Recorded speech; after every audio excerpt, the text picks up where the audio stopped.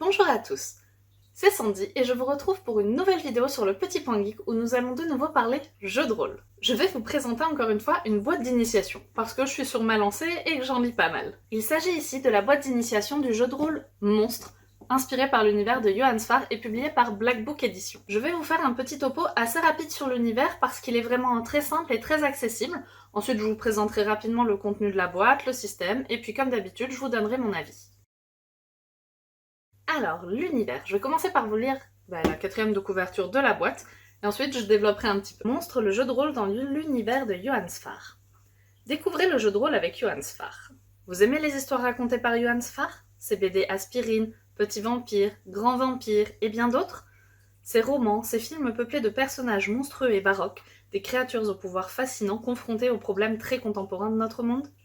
Vous voulez vivre vos propres aventures dans ce monde merveilleux, partager des moments inoubliables et découvrir la convivialité unique du jeu de rôle, le plus passionnant de tous les jeux de société? La boîte que vous tenez entre les mains contient tout le nécessaire pour vous lancer à l'aventure avec vos amis et votre famille. Règles de jeu faciles, aventure prête à jouer, l'aventure vous attend. Comme vous l'aurez compris à la lecture du dos de la boîte, nous allons jouer ici dans l'univers de Johann Sfar. Nous allons jouer dans ces univers, pas tellement celui du chat du rabbin, même si c'est sans doute le même, je ne sais pas. Nous allons plutôt jouer ici dans l'univers d'Aspirine, de Petits Vampires et de ces autres petits monstres. C'est un univers contemporain, actuel, celui que nous connaissons tous, dans lequel les monstres existent bel et bien. Si la plupart des gens ne le savent pas, c'est parce qu'il ne fait pas forcément bon être monstre. Vous non plus, vous ne rêvez sans doute pas de finir votre vie dans les griffes d'un savant fou, disséqué sur une table d'autopsie, ou bien balancé dans une arène pour un combat épique à mort. Eh bien, nos monstres ne rêvent pas de ça non plus. Ici, vous allez jouer des monstres qui ont un vécu, un passif, des ambitions parfois, des choses à faire, et qui vont devoir survivre. Trouver un endroit où vivre, comment payer le loyer, comment on travaille, bref, plein de problèmes qui, de prime abord, n'ont pas l'air hyper fascinants pour faire un jeu de rôle. Moi, quand je joue, c'est pour m'amuser, c'est pas pour savoir comment je vais trouver un job.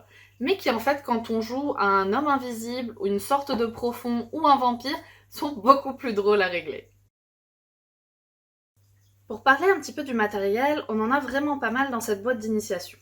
Vous allez avoir donc évidemment le bloc de feuilles de personnages en couleur, ce qui est toujours plus sympa, pas mal d'aides de jeu. Vous allez avoir tous les plans, notamment des endroits où vont devoir aller vos monstres dans la campagne. Une version pour le MJ, une version pour les joueurs. C'est plutôt pas mal, je trouve, parce que ça permet de ne pas avoir déjà de photocopies à faire. Comme il n'y a pas 15 000 aides de jeu et plans, on passe pas trop de temps à les chercher, mais le MJ peut avoir ses plans à noter, savoir exactement ce qu'il y a dans chaque salle, et en laisser un au milieu de la table pour les joueurs. Vous allez également avoir l'écran, comme vous le voyez en photo. Il est illustré par Johann Sfar, c'est un style à part, moi c'est un style que j'aime bien. Vous allez également avoir la fiche récapitulative des personnages pré-tirés pour le maître de jeu. Vous allez avoir les 3 livres. C'est du format un petit peu classique finalement au niveau des boîtes d'édition. On a un petit livre pour le maître de jeu, un livre pour l'univers et un livre de campagne. Le premier livre va être indispensable si vous débutez le jeu de rôle. Ça va vous expliquer en quelques pages ce que c'est le jeu de rôle, comment jouer, comment appréhender le système, comment lire le reste des livres et de la gamme, et tout pouvoir prendre en main. Dans le livre pour le maître de jeu, vous allez également avoir quelques secrets de l'univers et quelques éléments dont vos joueurs n'ont pas à avoir connaissance. Et enfin, vous allez avoir la campagne qui est assez conséquente pour une boîte d'initiation, puisqu'elle fait à peu près 100 pages, et elle est écrite par Tristan Lhomme, qui est un auteur dont j'aime beaucoup les campagnes. Ça m'a permis de voir comment on constituait les groupes, de voir tous les problèmes, tous les tenants et les aboutissants, et aussi d'avoir le plaisir de recroiser quelques personnages des bandes dessinées phares de l'auteur. C'est très bien écrit, c'est très accessible, c'est très drôle, et on a vraiment un très bon mélange entre l'enquête, la réflexion et l'action, avec toujours une grande liberté accordée aux joueurs. Le seul reproche que je ferai à la boîte de jeu en termes de matériel, ce sont 2 éléments qui sont le set de dés. Comme vous pouvez le voir sur la photo, ce sont des dés très basiques. J'aurais bien aimé, surtout qu'il y a eu un financement participatif derrière Monstre, trouver des dés un petit peu particuliers. Là, c'est du blanc et noir, on n'a aucun signe spéciaux sur les 1 ou sur les valeurs maximum, et je trouvais ça un peu dommage parce que quitte à mettre des dés, autant qu'ils soient un petit peu spécifiques au jeu. Ensuite, l'autre point négatif que j'ai vu, c'est les cartes de voix. Les cartes de voix sur le papier, c'est une super idée. C'est des cartes qui sont recto-verso et qui vont être données aux joueurs avec les détails de leur voix et les capacités suivantes qu'elles débloqueront. Donc sur le papier, c'est très sympa. Concrètement, comme vous le voyez sur la photo, c'est écrit très petit. Ça peut être gênant, j'ai pas compris pourquoi au lieu de faire un recto verso avec les voies des deux côtés, on a préféré mettre une illustration derrière. Alors ça, c'est un parti pris artistique, c'est un parti pris au niveau du graphisme, mais je trouve ça dommage parce que du coup, c'est des aides de jeu qui seront certainement pas utilisées par manque de lisibilité. Parlons un petit peu du système. C'est un système que je connais bien maintenant et que la majorité des rôlistes connaissent aussi, c'est le système de chronique oubliée. Donc vous avez des caractéristiques et au lieu de compétences, vous avez des voix. Votre personnage commence avec des voix en fonction de son espèce et de son archétype, et il les débloque au fur et à mesure de ses montées de niveau. Ici, néanmoins, le système a été revu avec l'ajout de 3 spécificités. Vous avez des points d'humanité, des points de pulsion, et vous avez une voix qui est en fait un lien avec un autre personnage du groupe. J'ai trouvé ces 3 aspects assez intéressants puisque vous jouez des monstres et ça permet de le refléter en termes de mécanismes. Les points d'humanité et les points de pulsion, c'est ce qui va être le reflet de votre comportement. C'est le moment où vos points de pulsion vont vous faire vriller et tuer quelqu'un que vous vouliez juste assommer avant de le dévorer.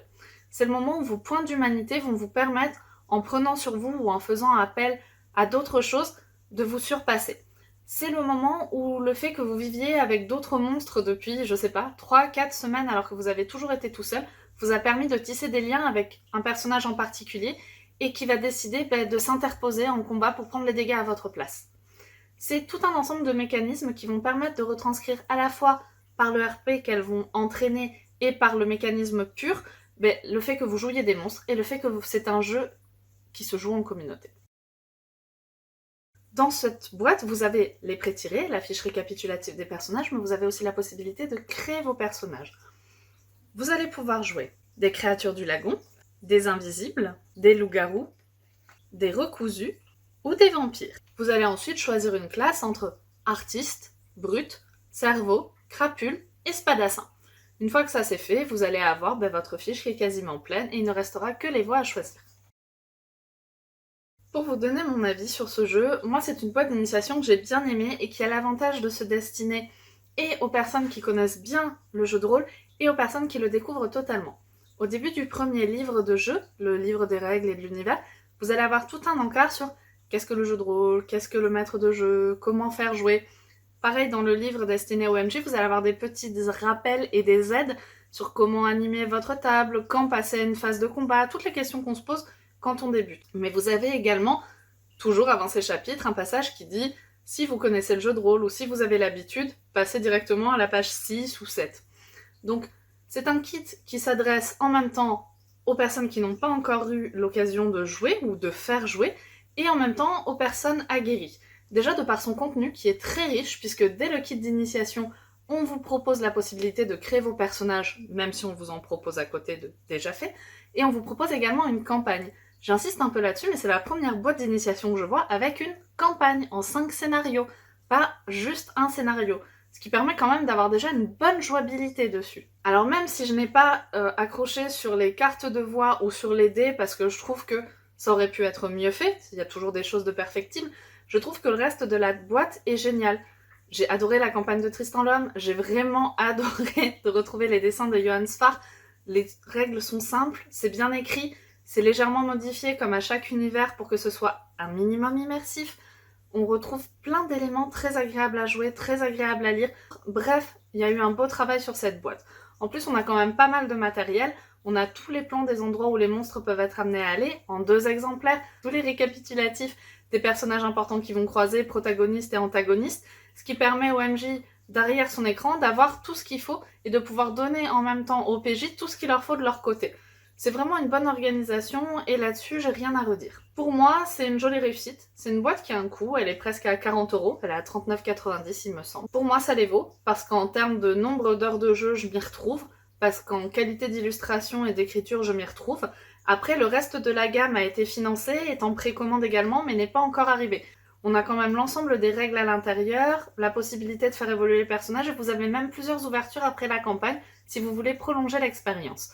C'est une bonne boîte de jeu, ça m'a beaucoup plu. J'adore l'univers de Johann Sfar, je sais que je prendrai la suite de la gamme sans aucun souci, et que la boîte m'a quand même occupé un bon bout de temps. Si vous avez des questions sur la gamme, n'hésitez pas à les poser en commentaire. Je vais également vous mettre le lien dans la description vers le live qui a été fait par l'équipe de Roll & Play avec notamment Johan Sfar en guest. Ça va vous permettre de vous donner une idée un peu plus directe de ce que vous pouvez jouer. Et moi, c'est vraiment un live que j'ai pris plaisir à regarder. Donc, si vous avez des commentaires, envie de parler du jeu, n'hésitez pas.